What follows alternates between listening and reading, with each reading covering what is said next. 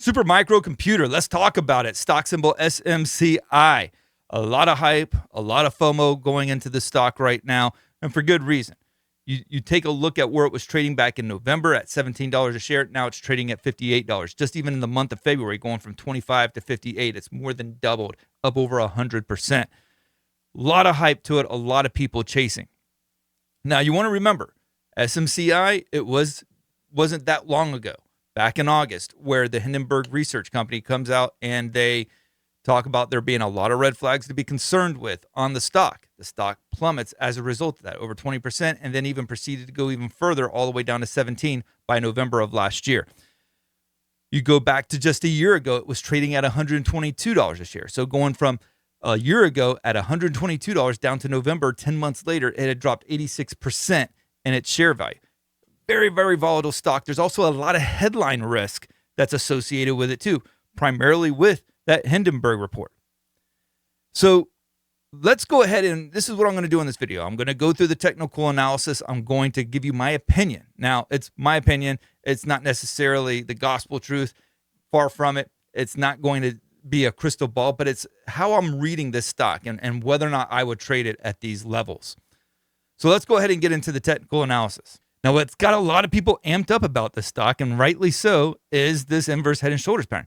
And I'll be honest with you, there is a lot of good things that's happening with this chart right now. I mean, it is a really good chart from a technical standpoint. The problem is there's so much volatility to the stock, it's very difficult to manage the risk on the trade.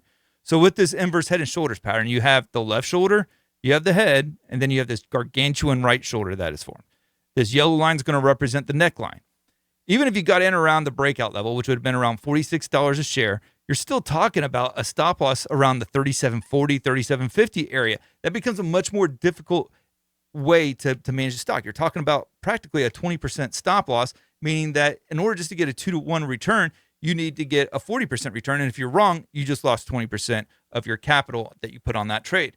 That's a difficult proposition to take. A lot of people are willing to take it, but I think a lot of people take it for not understanding the real risks to doing so. And especially if you're looking at the big picture of trading, if you start tying in multiple losses where you're taking big chunk losses like that, it can really unravel on you really fast. So big move on Friday, breakout, confirmed the inverse head and shoulders pattern. Then you had this follow through today, and you really a strong bodied candle right there.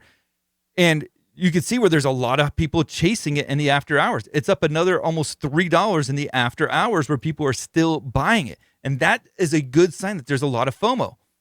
You have really strong volume too, also representing a lot of hype that's associated with the stock right now. Heavy above average volume.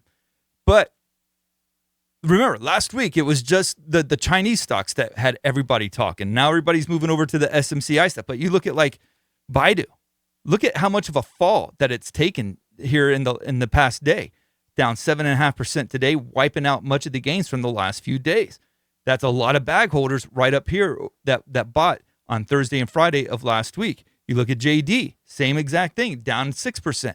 A lot of people are getting hammered on these Chinese stocks that were chasing them for last week and really for about the past month.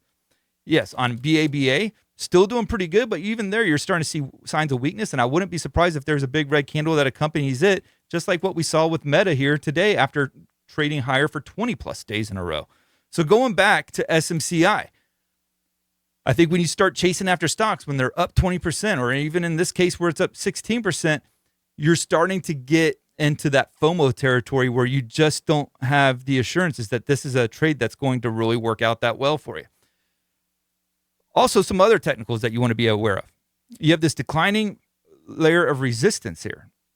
And right here, you can see where it actually broke above it. So again, another good technical development for the stock. Also, this white line here represents the 200-day moving average, broke above that as well. So again, multiple things going on here that represents a really good chart technically. It's the headline risk that gives me the most pause. Now, there is some resistance here that you're going to be want to be aware of, and that's going to sit around $70. Now, if you get that thing to go all the way up to $70 and that's where you start booking your gains, you're talking about a really good trade. But again, what concerns me the most is the headline risk. Does Hindenburg say something else? Is there a news piece that comes out? Does does traders start to book profits out of fear of those things happening?